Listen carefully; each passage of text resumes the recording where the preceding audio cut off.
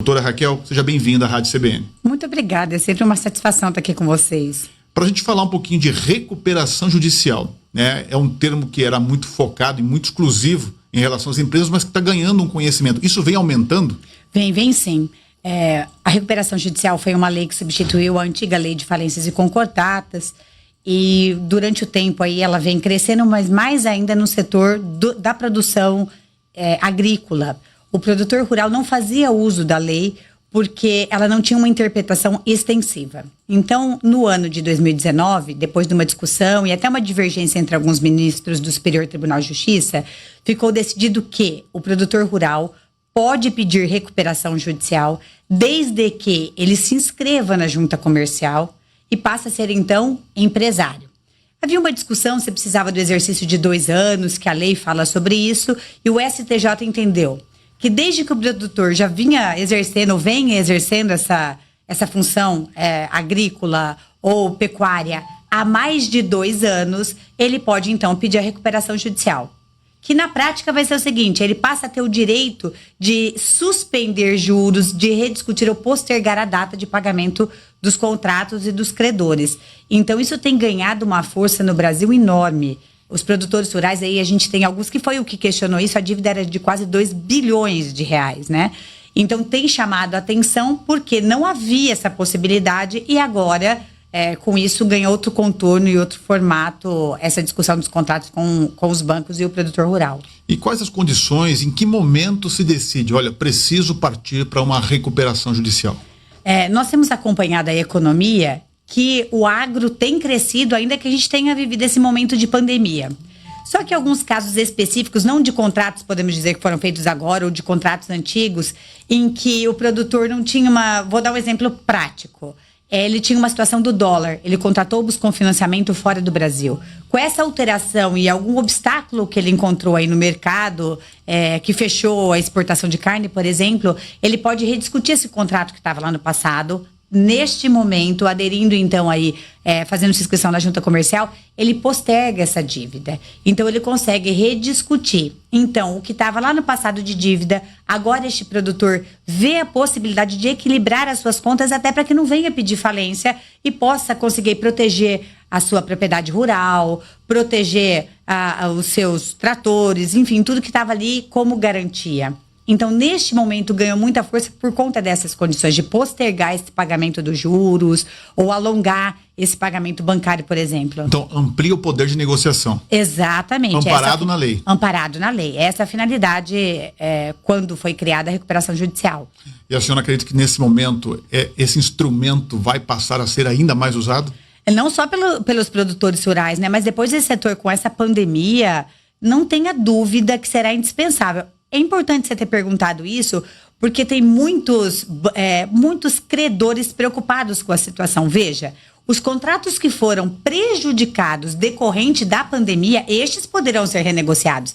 Agora, eu já vi algumas pessoas, alguns clientes me contando que acabaram de contratar, já sabia da situação de pandemia e já tem gente tentando rediscutir esses negócios contratados. Esse dificilmente encontrará um apoio aí no Poder Judiciário, ou enfim, para rediscutir esses temas. Agora, quando a gente fala de recuperação judicial, qual que é o primeiro passo para a empresa fazer isso? Não, eu sou um empresário, não importa o ramo, seja da área rural ou não, qual que é o primeiro passo para falar, olha, eu preciso partir para essa iniciativa? O que eu faço? Ele tem que contratar advogados para que possam montar o plano de recuperação judicial. Então, quando vai fazer o pedido, ele apresenta o plano, chama os credores numa assembleia, que agora teve até uma discussão, porque não pode mais ser física, mas pode sim ser telepresencial. Então, começa a apresentar as formas que ele vê de se recuperar financeiramente para conseguir pagar os credores. Então, depois de apresentar o plano, com a gestão de tudo que vai ser feito, como ele vai realizar o pagamento dos credores, então faz a assembleia e os credores passam a se envolver. Isso é indispensável que aconteça. Os credores têm que acompanhar o plano, têm que saber como vão representar ou como vão receber, sob pena de ficar lá no final da fila e demorar 15 ou até mesmo não receber o seu crédito. Então, o credor tem que acompanhar o plano de recuperação judicial. E a Justiça acompanha isso passo a passo? Passo a passo. O plano, depois de apresentado, ele é homologado judicialmente.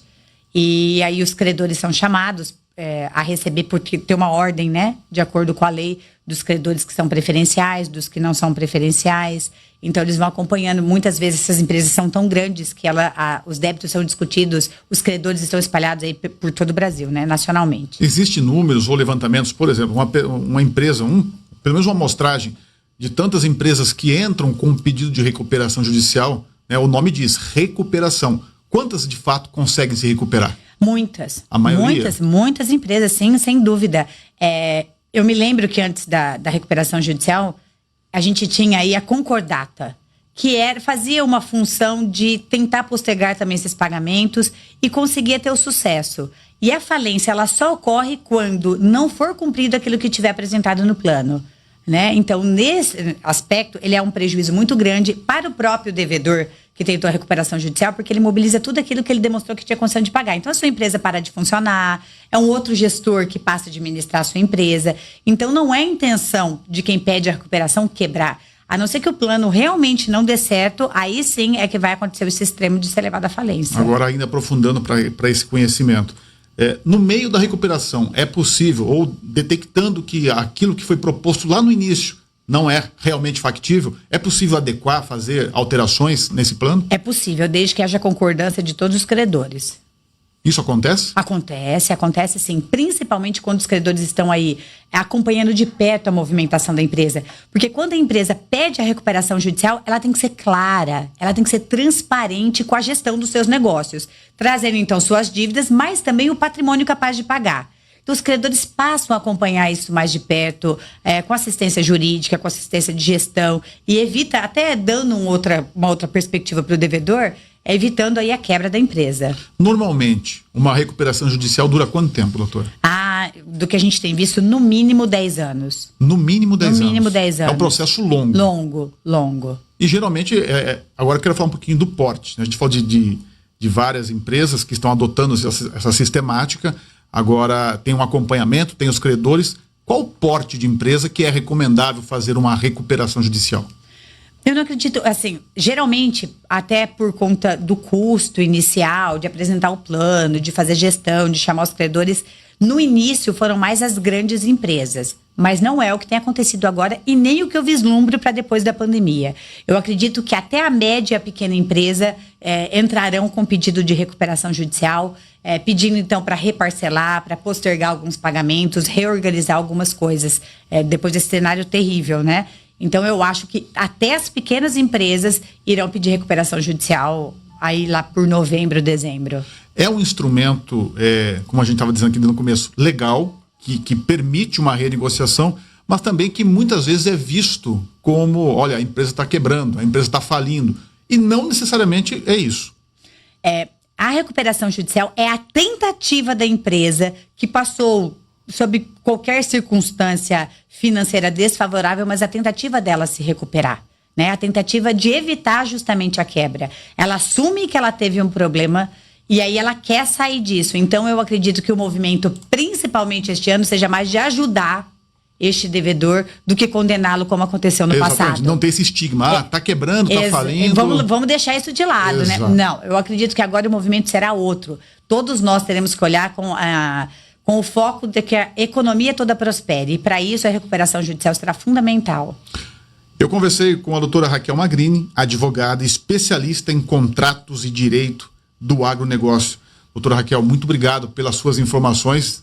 Tirou aí muitas dúvidas em relação a esse tema tão importante para esse momento, inclusive da economia.